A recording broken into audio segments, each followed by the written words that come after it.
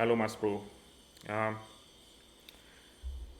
di video ini nggak akan ada yang spesifik sih ya mungkin ya. Jadi cuma sekedar sharing aja keseharian sebagai web engineer ya yang kerja di rumah gitu ya. Hmm, ini jam 11 sih dan baru mau mulai kerja jadi agak telat. Biasanya saya mulai jam 9 jam 10 lah.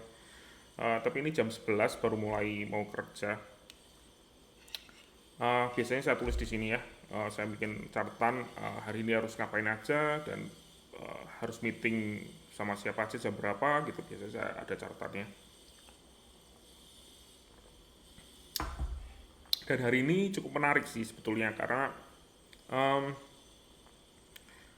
meeting terakhir nanti itu sampai dengan jam setengah empat pagi. Jadi hari ini kayaknya hari yang penuh banget dan bakal cukup sibuk sih hari ini. Dan minggu ini uh, agak mendingan daripada minggu kemarin, tapi ya nggak juga sih ya. Minggu kemarin saya tuh ada di 5 project, untungnya satu project sudah digantikan oleh engineer lain, jadi minggu ini tinggal 4 project aja, walaupun masih terlalu banyak ya. Idealnya tuh mungkin 2 atau 3 project ya untuk satu engineer per minggu, jadi benar-benar bisa fokus ke project tersebut. Dan dari 4 project ini saya ditunjuk sebagai tech lead di 3 diantaranya. Dan satu project dari 3 itu adalah build project dan ini pertama kalinya saya jadi tech lead untuk sebuah build project dan ini memang benar-benar suatu pengalaman baru yang cukup bisa dibilang asik, bisa dibilang stres gitu ya. Karena build project itu kan beda dengan bisa dibilang retainer project ya, retainer atau maintenance project gitu. Jadi kalau project itu biasanya ada dua ya. Build project itu bikin website dari nol atau migrasi atau redesign gitu ya.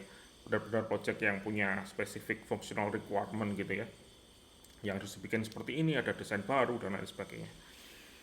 Fungsinya harus dibuat dan lain sebagainya. Sedangkan retainer project itu lebih ke uh, maintenance ya, maintenance project fitur-fitur yang sudah ada, mungkin nambahin fitur baru di website yang sudah jadi. Jadi secara timeline dan deadline itu lebih simple lah ya, dan tesnya juga lebih kecil-kecil gitu ya. Sedangkan build project itu kan ada spesifik waktu kapan harus launch website yang baru ini kan. Jadi ya lebih dikejar oleh deadline dan biasanya kerja juga nggak cuma satu dua engineer ya. Engineer-nya cukup banyak. Saat ini sebenarnya bukan build yang terlalu besar sih, websitenya nggak terlalu kompleks banget.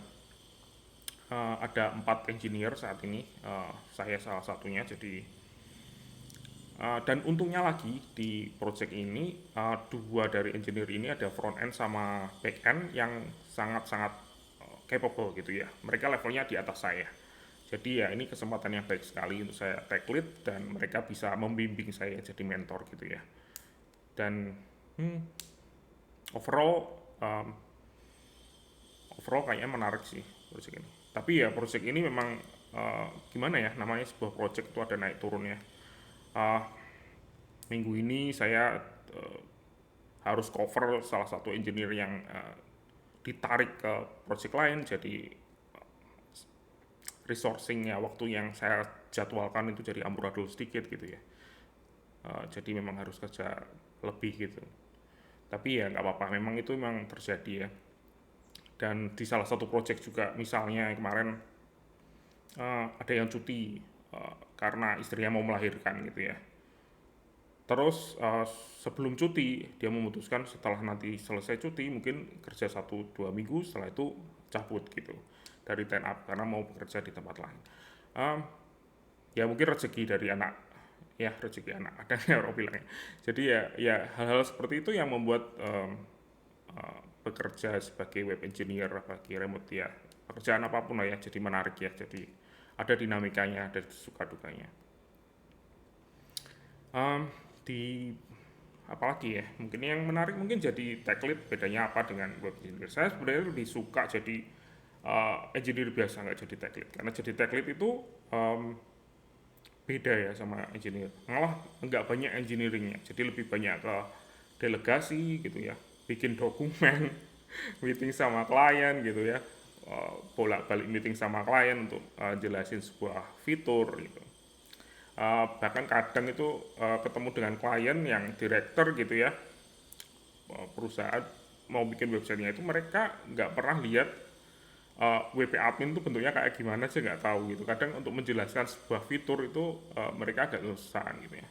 Oh, kalau ini kita mintanya seperti ini gitu ya. Dan itu juga harus ditranslate ke sebuah desain yang bisa mereka mengerti. Terus setelah desainnya itu jadi harus di breakdown sehingga engineer bisa mulai build project tersebut. Jadi ya menarik lah ya. Ya, itu aja sih untuk video hari ini ya. Um, Semoga ya sharing hari ini bisa bisa berguna buat Mas Bro. Tapi ya